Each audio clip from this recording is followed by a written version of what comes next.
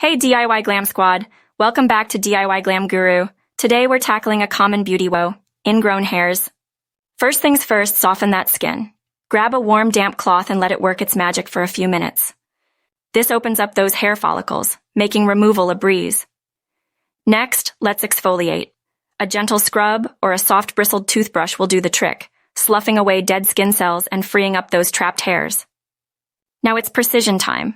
Sterilize a needle or tweezers with rubbing alcohol and carefully lift the ingrown hair. Remember, patience is key. No digging.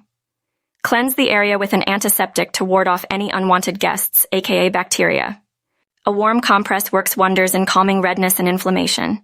Use it a few times a day for that extra TLC. And there you have it, DIY Glam Squad. Your guide to saying goodbye to ingrown hairs. Remember, keep it glam, keep it smooth. Catch you in the next glam session.